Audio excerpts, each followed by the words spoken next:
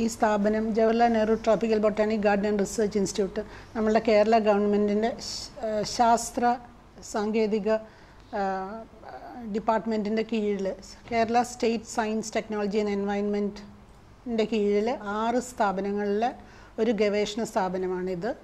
1979 മുതൽ ഇത് പാലോടുള്ള ഈ സ്ഥാനത്ത് പ്രവർത്തിച്ചു വരികയാണ്.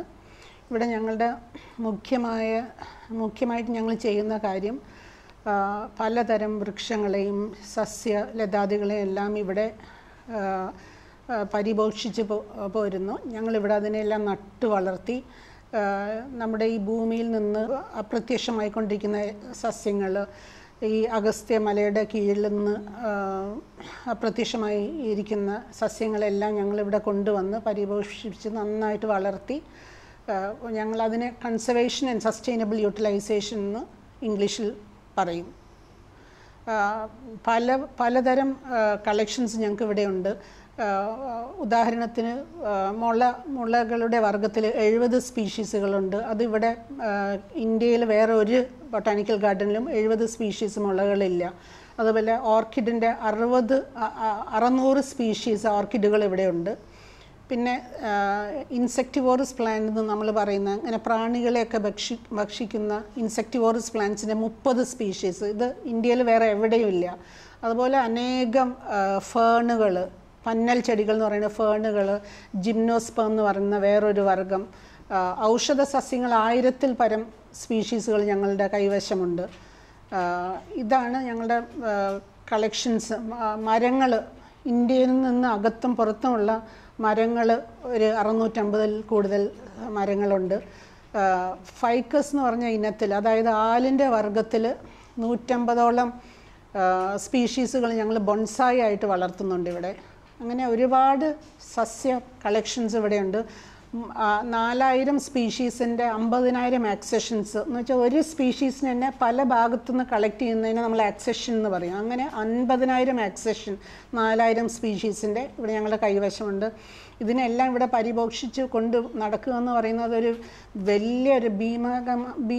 വലിയൊരു കാര്യമാണത്. അതിനൊരുപാട് പൈസ വേണം, ഒരുപാട് സ്ഥലം വേണം. അതുകൊണ്ട് ഞങ്ങൾ ഇവിടെ 300 ഏക്കറിലാണ് ഈ ബൊട്ടാണിക്കൽ ഗാർഡൻ സ്ഥിതി ചെയ്യുന്നത്. അതുകൊണ്ട് സ്ഥലം ഞങ്ങൾക്കൊരു പ്രശ്നമല്ല. പക്ഷേ ഇതിനെല്ലാം എന്നും വളമിട്ട് നനച്ച് പല എല്ലാ അസുഖങ്ങളൊന്നും ഇല്ലാതെ കൊണ്ട് നടക്കുന്ന പറയുന്നത് അതൊരു വലിയൊരു കാര്യമാണ്. അത് ഞങ്ങളിവിടെ ചെയ്തു പോരുകയാണ്. പിന്നെ അത് ഞങ്ങൾ കൺസർവേഷൻ ആസ്പെക്റ്റിലാണ് ഞാൻ ഇത്ര കാര്യങ്ങൾ പറഞ്ഞത്.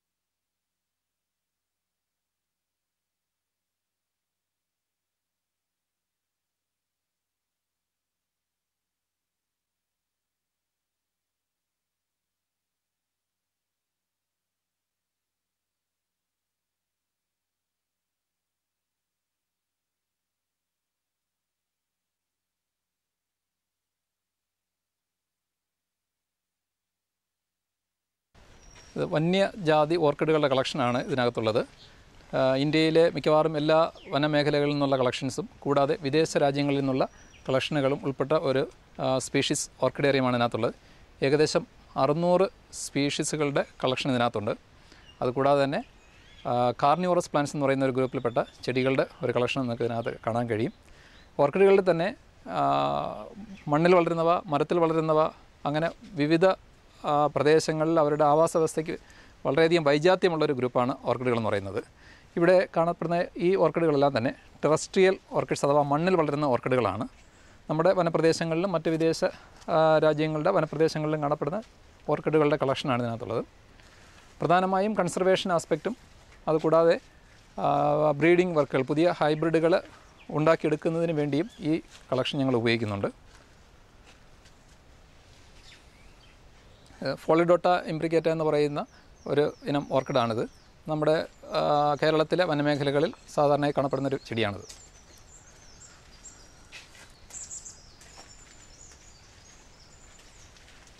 ടാങ്കർവില്ല എന്ന് പറയുന്ന ഒരു ടെറസ്ട്രിയൽ ഓർക്കിഡ്, മണ്ണിൽ വളരുന്ന ഓർക്കിഡാണ്. ഇത് നമ്മുടെ നോർത്ത് ഈസ്റ്റേൺ സ്റ്റേറ്റിലെ ആസാം, മേഘാലയ, അരുണാചൽ പ്രദേശ്, സിക്കിം തുടങ്ങിയ മേഖലകളിൽ ധാരാളമായി കാണപ്പെടുന്ന മനോഹരമായ ഒരു ഓർക്കിഡാണ്. ഇതിനെ നൺ ഓർക്കിഡ് എന്ന് പറയുന്ന കോമൺ പേരിലും അറിയപ്പെടുന്നുണ്ട്.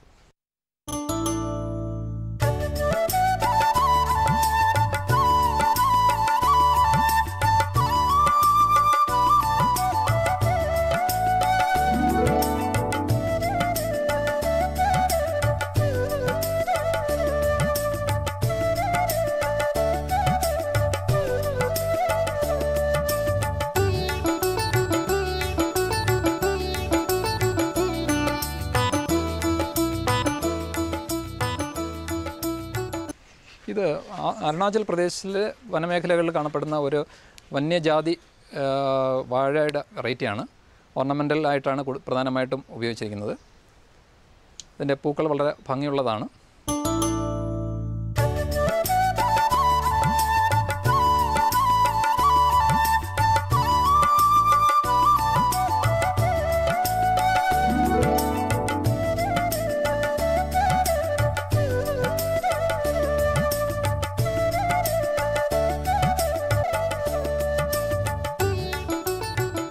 അവയുടെ ഇലകളും വളരെ മനോഹരമാണ്. അങ്ങനെയുള്ള ഗ്രൂപ്പിൽപ്പെട്ട മെലാക്സിസിൻ്റെ ഒരു സ്പീഷീസാണ് ഇത്. വിദേശത്ത് നിന്ന് ലഭിച്ച ഒരു orchid സ്പീഷീസാണ്.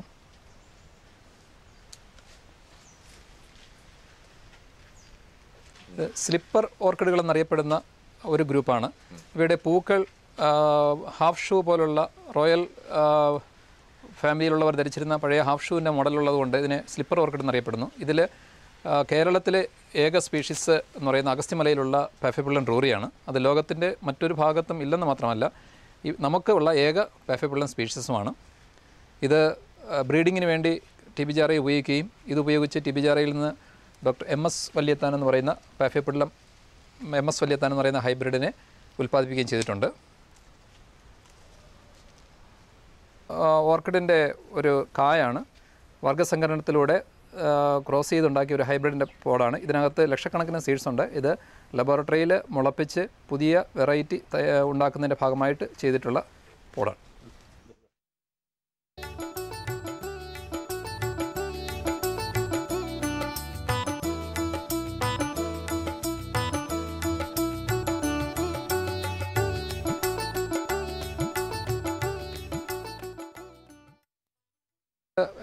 Doctor പാഫിപ്പിള്ളം doctor MS Valiathan എന്ന് പറയുന്ന ഹൈബ്രിഡാണ്.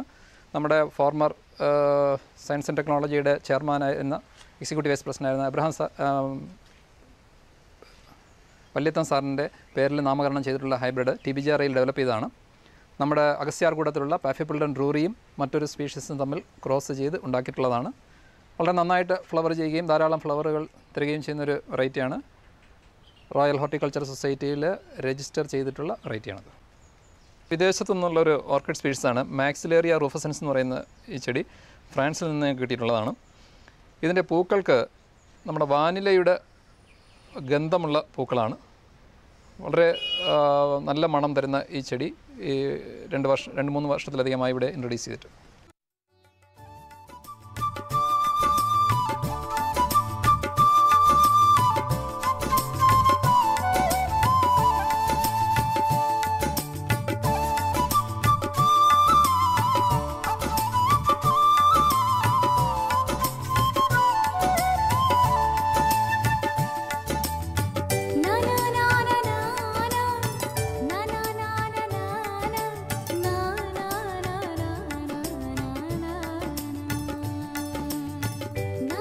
ഇത് ഞങ്ങളുടെ മറ്റൊരു കളക്ഷനാണ്. പിക്ചർ പ്ലാന്റ് എന്നറിയപ്പെടുന്ന നെപ്പന്തസ് ഗ്രൂപ്പുകളുടെയും അതുപോലെ തന്നെ മറ്റ് കാർണിവോറസ് പ്ലാന്റ്സിൻ്റെ ഒരു കളക്ഷൻ. ഏകദേശം 15 വെറൈറ്റി പിക്ചർ പ്ലാന്റുകളും അതുപോലെ തന്നെ ഡ്രൊസീറ അഥവാ സൺഡ്യൂ പ്ലാന്റ് എന്ന് പറയുന്നത്, ആഫ്രിക്കൻ പിക്ചർ പ്ലാന്റ് അഥവാ സർസീനിയ എന്ന് പറയുന്ന വെറൈറ്റി, പെങ്കിക്കുല തുടങ്ങി നിരവധി വെറൈറ്റികൾ കാർണിവോറസ് പ്ലാന്റ്സ് വെറൈറ്റികൾ ഇവിടെ സംരക്ഷിച്ചിട്ടുണ്ട്. ഏറ്റവും പ്രധാനപ്പെട്ട ഒന്നായ വീനസ് ഫ്ലൈ ട്രാപ്പ്, അതിൻ്റെ കളക്ഷനും ഞങ്ങളിവിടെ സംരക്ഷിച്ചിരിക്കുകയാണ്. ഇത് നെപ്പന്തസ് ട്രങ്കേറ്റ എന്ന് പറയുന്നൊരു സ്പീഷീസാണ്. വിദേശത്തു നിന്നുള്ള സ്പീഷീസാണ്. വളരെ മനോഹരമായ ലീഫുകൾ രണ്ടായിട്ട് ഡിവൈഡ് ചെയ്ത് മധ്യഭാഗത്ത് നിന്നാണ് ഇതിൻ്റെ പിക്ചറുകൾ ഫോം ചെയ്തിരിക്കുന്നത്. കാണാം, ഈ ഭാഗം വളരെ മനോഹരമായിരിക്കും, അട്രാക്റ്റീവ് ആയിരിക്കും, ഇൻസെക്റ്റുകളെ ആകർഷിക്കുവാൻ കഴിയുന്നതും. ഇൻസെക്റ്റുകൾ ആ ഭാഗത്ത് എത്തിക്കഴിഞ്ഞാൽ അവിടെ നിന്ന് അത് ആ കുടുക്കിനകത്തേക്ക്, ഈ സഞ്ചിക്കകത്തേക്ക് അല്ലെങ്കിൽ ഈ പിക്ചറിനകത്തേക്ക് വീഴുകയും പിക്ചറിനകത്തുള്ള ഒരു ദ്രാവകം അഥവാ ഒരു എൻസൈം ഇതിനകത്തുണ്ട്.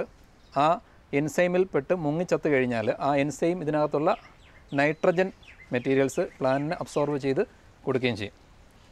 സാധാരണയായി പിക്ചർ പ്ലാന്റുകളെല്ലാം തന്നെ നൈട്രജൻ ഡെഫിഷ്യൻസി ഉള്ള മാർഷി ലാൻഡിലാണ് കാണപ്പെടുന്നത്. അവിടുത്തെ നൈട്രജൻ ഡെഫിഷ്യൻസി ഓവർകം ചെയ്യാൻ വേണ്ടി പ്ലാന്റിനുള്ള ഒരു അഡാപ്റ്റേഷനാണ് ഈ പിക്ചർ. ഇത് സൺഡ്യൂ പ്ലാന്റ്സ് എന്ന് പറയപ്പെടുന്ന ഗ്രൂപ്പിൽ വരുന്ന പ്ലാന്റാണ്. ഡ്രൊസീറയുടെ ഒരു വെറൈറ്റിയാണ്. ഡ്രൊസീറ കേപ്പൻസ് എന്ന് പറയുന്ന വിദേശത്തു നിന്നുള്ള പ്ലാന്റ്സ് ആണ്. ഇതിൻ്റെ ഏകദേശം 5 സ്പീഷീസോളം ഞങ്ങളിവിടെ സംരക്ഷിച്ചിട്ടുണ്ട്. നമ്മുടെ കേരളത്തിലും ഇതിൻ്റെ 2-3 സ്പീഷീസുകൾ അവൈലബിൾ ആണ്. ഇത് ഇന്ത്യയിൽ ആദ്യമായിട്ട് നെപ്പന്തസ് അഥവാ പിക്ചർ പ്ലാന്റുകളുടെ ഹൈബ്രിഡൈസേഷൻ TBJRAയിൽ നടത്തുകയും 3 പുതിയ ഹൈബ്രിഡുകൾ ഡെവലപ്പ് ചെയ്തെടുക്കുകയും ചെയ്തിട്ടുണ്ട്. അവയുടെ ചെറിയ പ്ലാന്റ്സുകളാണ് നിങ്ങൾ കാണുന്നത്. വളരെ കുഞ്ഞിലെ തന്നെ ആദ്യത്തെ ഇലയിൽ തന്നെ അവയുടെ പിക്ചറുകൾ അഥവാ സഞ്ചികൾ ഫോം ചെയ്യുന്ന പ്രവണതയാണ് ഇതിൽ കണ്ടുവരുന്നത്. അതിനെക്കുറിച്ചുള്ള വിശദമായ പഠനം നടന്നുകൊണ്ടിരിക്കുകയാണ്. ഇത് ഫലനോപ്സിസിൻ്റെ സ്പീഷ്യോസ എന്ന് പറയുന്ന വെറൈറ്റിയാണ്. ഇത് നിക്കോബാർ ഐലൻഡ്സിൽ മാത്രം കാണപ്പെടുന്നതും വളരെ ക്രിട്ടിക്കലി എൻഡേഞ്ചർ ആയിട്ടുള്ള സ്പീഷീസാണ്. 2 സ്പീഷീസുകളാണ് അവിടെ അവൈലബിൾ ആയിട്ടുള്ളത്. അതിൽ കഴിഞ്ഞ ഞങ്ങളുടെ ഒരു കളക്ഷൻ ട്രിപ്പിൽ അവിടെ നിന്ന് ഞങ്ങൾക്ക് ഈ ചെടി ശേഖരിക്കാൻ കഴിഞ്ഞു. മറ്റൊരു സ്പീഷീസും ഞങ്ങൾ ശേഖരിച്ചിട്ടുണ്ട്. അതിൻ്റെ പൂവും മറ്റു കാര്യങ്ങളും പഠനങ്ങൾ നടന്നുകൊണ്ടിരിക്കുകയാണ്.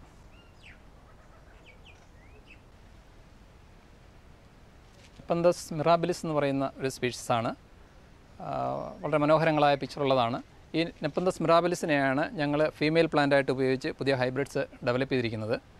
ഞങ്ങളുടെ 15 സ്പീഷീസോളം ഞങ്ങളുടെ കയ്യിലുള്ളതിൽ ഏക ഫീമെയിൽ പ്ലാന്റ് ഈ നെപ്പന്തസ് മിറാബിലിസ് എന്ന് പറയുന്ന സ്പീഷീസാണ്. അതിനെ മറ്റ് സ്പീഷീസുകളുമായി ക്രോസ് ചെയ്താണ് ഈ 3 പുതിയ ഹൈബ്രിഡുകൾ ഡെവലപ്പ് ചെയ്തിരിക്കുന്നത്. ഇത് നെപ്പന്തസ് വെൻട്രിക്കോസ എന്ന് പറയുന്ന മറ്റൊരു സ്പീഷീസാണ്. വളരെ മനോഹരമായ പിക്ചറുകളാണ് ഇവയ്ക്കുള്ളത്. ഒരു ചെടിയിൽ തന്നെ പലപ്പോഴും 3 തരത്തിലുള്ള പിക്ചറുകൾ ഫോം ചെയ്യാറുണ്ട്. ഏറ്റവും അടിഭാഗത്ത് കാണുന്ന പിക്ചറിൽ നിന്ന് വ്യത്യസ്തമായിരിക്കും മധ്യഭാഗത്തുള്ളത്, ഏറ്റവും മുകളിലുള്ളത്. അങ്ങനെ പിക്ചറുകളിൽ കളറിലും ഷേപ്പിലും ചെറിയ വ്യത്യാസങ്ങൾ വരാറുണ്ട്. ഇത് ഒരു പിക്ചർ ഫോം ചെയ്യുകയാണ്. അതിൻ്റെ ഇലയുടെ അഗ്രഭാഗത്ത് ഫോം ചെയ്ത് അത് വീർത്ത് വലുതായി വരുമ്പോൾ അതിൻ്റെ മേൽഭാഗത്തുള്ള അടപ്പ് തുറക്കുകയും ഒരു പ്രാവശ്യം ആദ്യമായി അടപ്പ് തുറന്നു കഴിഞ്ഞാൽ പിന്നെ ഒരിക്കലും ആ അടപ്പ് അടയുന്നതല്ല. അത് മഴവെള്ളം വീണ് എൻസൈം ഡൈല്യൂട്ട് ചെയ്യാതിരിക്കുവാനും അതുപോലെ തന്നെ പ്രാണികളെ ആകർഷിക്കാനുള്ള ഒരു ഭാഗം മാത്രമാണ്.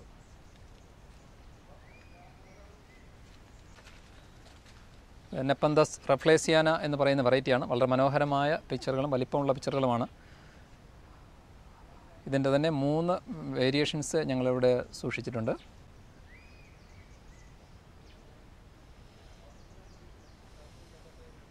ഇത് നേരത്തെ നമ്മൾ പറഞ്ഞ നെപ്പന്തസ് മിറാബിലിസ് എന്ന് പറയുന്ന വെറൈറ്റിയാണ്. അതിൻ്റെ മനോഹരമായ പിക്ചറുകളാണിത്. അടിയിൽ ഭാഗത്തുള്ള പിക്ചറുകൾക്ക് നല്ല നിറവും അട്രാക്ഷനും ഉള്ളതാണ്. ഇത് പ്രാണികളെ വളരെ പെട്ടെന്ന് അട്രാക്റ്റ് ചെയ്ത് ട്രാപ്പ് ചെയ്യാൻ സൗകര്യപ്രദമാണ്.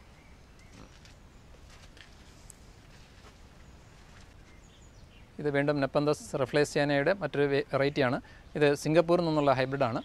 അതിൻ്റെ പൂങ്കുലകൾ വരുന്നതാണ് ഇവിടെ കാണുന്നത്. ഈ പിക്ചർ പ്ലാന്റ് അതാ നെപ്പന്തസിന് ആൺചെടിയും പെൺചെടിയും പ്രത്യേകമുണ്ട്. അതുകൊണ്ട് 2 ചെടികളും ലഭ്യമായാൽ മാത്രമേ നമുക്ക് ബ്രീഡിംഗ് നടത്താൻ കഴിയുള്ളൂ. ഈ നെപ്പന്തസ് റഫ്ലേസിയാന എന്ന് പറയുന്നത് ആൺചെടിയാണ്. അതിൻ്റെ ആൺപൂക്കളാണ് രൂപപ്പെട്ടുകൊണ്ടിരിക്കുന്നത്. ഇത് നെപ്പന്തസിൻ്റെ ഒരു ഹൈബ്രിഡാണ്.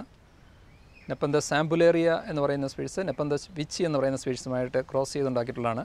ഇതിൻ്റെ പിക്ചറുകളും വളരെ വ്യത്യസ്തമാണ്. ഇതിൻ്റെ താഴ്ഭാഗത്ത് കാണപ്പെടുന്ന ഈ വലിയ പിക്ചറുകൾക്കൊപ്പം തന്നെ മുകളിലോട്ട് ചെറിയ പച്ച നിറത്തിലുള്ള പിക്ചറുകളും കാണുന്നുണ്ട്.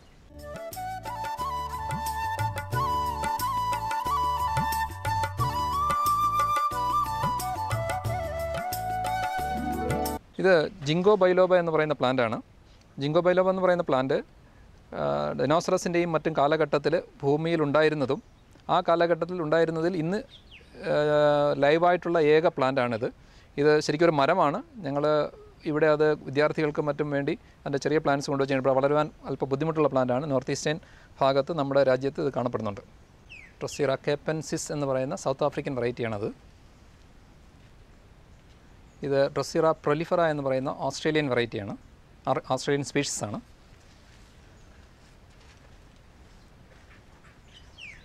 ഇതാണ് ഡയോണിയ മസിപ്പുല എന്ന് പറയുന്ന വീനസ് ഫ്ലൈ ട്രാപ്പ് എന്ന് പറയുന്ന പ്ലാന്റ്. ഇതിൽ കാർണിവറസ് പ്ലാന്റ്സിൽ അല്ലെങ്കിൽ മാംസഭോജിയായ ചെടികളിൽ ഏക ആക്റ്റീവ് ട്രാപ്പുള്ള ചെടിയാണ്. ഇതിൻ്റെ സാധാരണ ഇതിനേക്കാൾ ഒരു 3-4 മടങ്ങ് വലിപ്പമുള്ള ചെടിയാണ്. നമ്മുടെ ക്ലൈമറ്റിൽ വളരാൻ വളരെ ബുദ്ധിമുട്ടാണ്. ഞങ്ങൾ വിദ്യാർത്ഥികൾക്ക് വേണ്ടി ഇത് ഇവിടെ സംരക്ഷിച്ചിരിക്കുകയാണ്.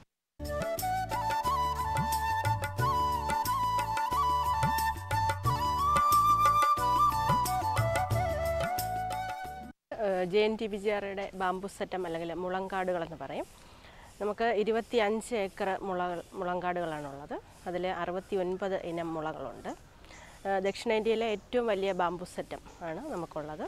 മുള സാധാരണയായിട്ട് നമ്മൾ പേപ്പർ ഉണ്ടാക്കാൻ വേണ്ടിയിട്ട് ഉപയോഗിക്കും. പിന്നെ ഫർണിച്ചറുകൾ അതും ഇതെല്ലാം ഉണ്ടാക്കാൻ ഉപയോഗിക്കും. പിന്നെ മുളയുടെ ഏറ്റവും വലിയ പ്രത്യേകത എന്ന് പറഞ്ഞാൽ ജീവിതത്തിൽ ഒരിക്കൽ മാത്രമേ മുള പുഷ്പിക്കത്തുള്ളൂ. പുഷ്പിച്ച് കഴിഞ്ഞാൽ അതിൻ്റെ മദർ പ്ലാന്റ് നശിച്ചു പോകുമെന്നുള്ളതാണ് മുളയുടെ പ്രത്യേകത എന്ന് പറയുന്നത്. മുള പൂക്കാനായിട്ട് 25 മുതൽ ഏകദേശം 125 വർഷങ്ങൾ വരെ എടുക്കാറുണ്ട്.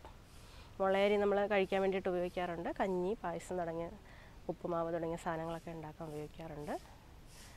നമ്മളിവിടെ മുളയരിയിൽ നിന്ന് പുതിയ സീഡ് എടുത്തിട്ട് പിന്നെ തൈകൾ ഉണ്ടാക്കാൻ വേണ്ടിയിട്ടാണ് ഉപയോഗിക്കുന്നത്. ഇവിടെ നമുക്ക് പിന്നെ ആനമുള മുതൽ ഏറ്റവും ചെറിയ മുള വരെയുണ്ട്. ആനമുള എന്ന് പറയുമ്പോൾ ഏറ്റവും വലുതും ഏറ്റവും വേഗത്തിൽ വളരുന്നതും ആനമുളയാണ്. പിന്നെ ചെറിയൊരു മുളയുണ്ട്, ചെറിയ സൈസ് വളരെ ചെറുതാണ്, പിഗ്മി ബാമ്പു എന്ന് പറയും അതിന്.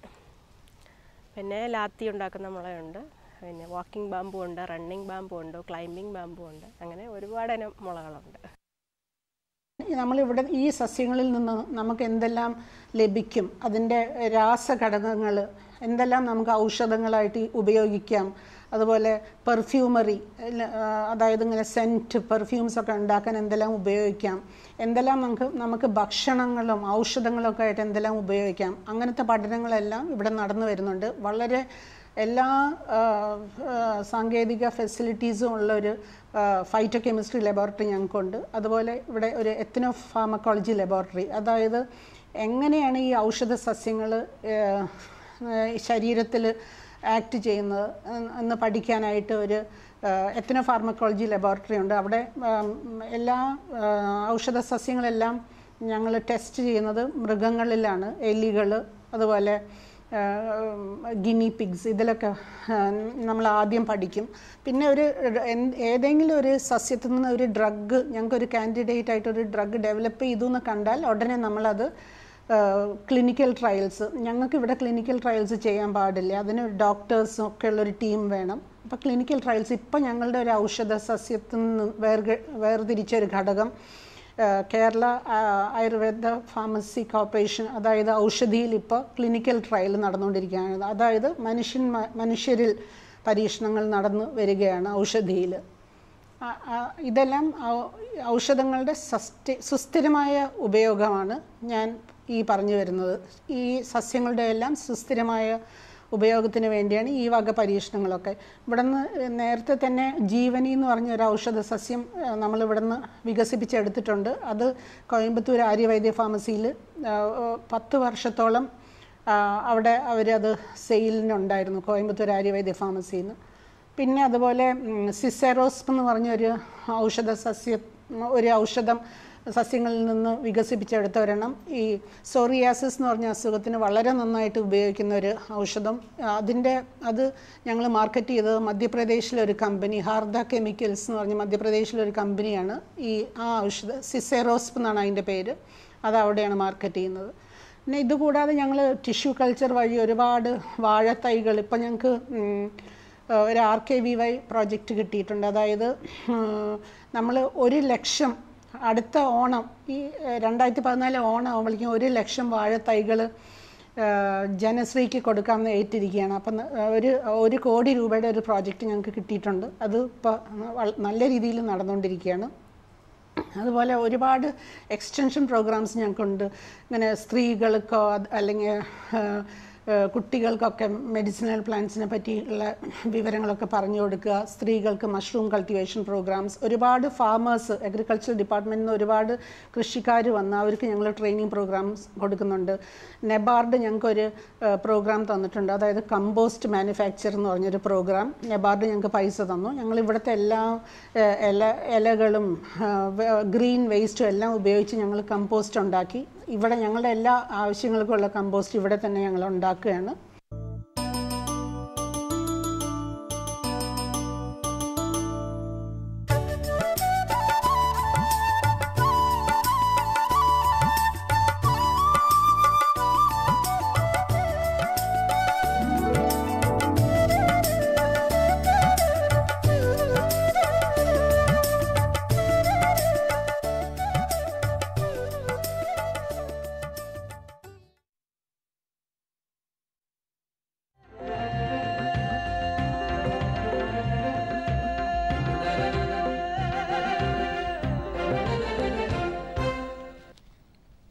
നമസ്കാരം. ദൂരദർശൻ കാർഷിക വാർത്തകളിലേക്ക് സ്വാഗതം. കൃഷിദർശന്റെ എല്ലാ മാന്യപ്രേക്ഷകർക്കും പുതുവത്സരാശംസകൾ. പ്രധാന വാർത്തകൾ.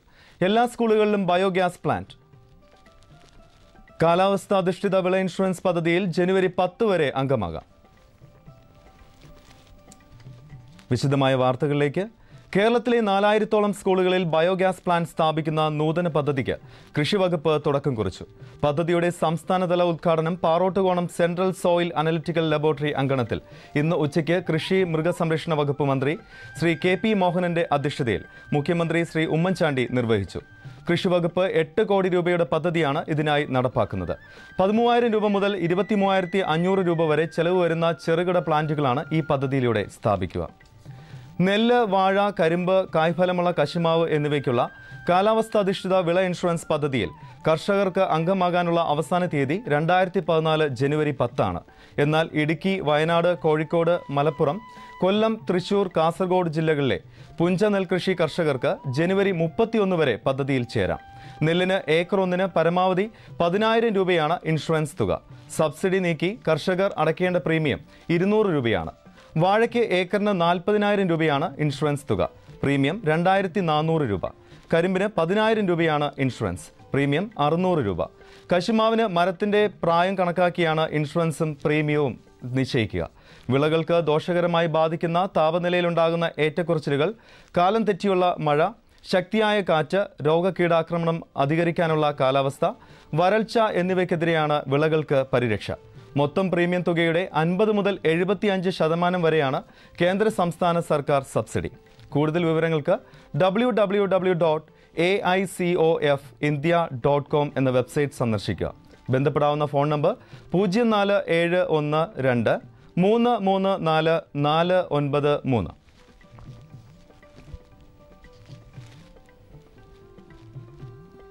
സംസ്ഥാനത്തെ അർഹരായ ചെറുകിട നാമമാത്ര കർഷകർക്ക് 60 വയസ്സ് പൂർത്തിയാകുന്ന മുറയ്ക്ക് കൃഷിഭവനുകളിൽ അപേക്ഷ നൽകി സംസ്ഥാന സർക്കാരിന്റെ കാർഷിക പെൻഷൻ പദ്ധതിയിൽ അംഗമാകാം.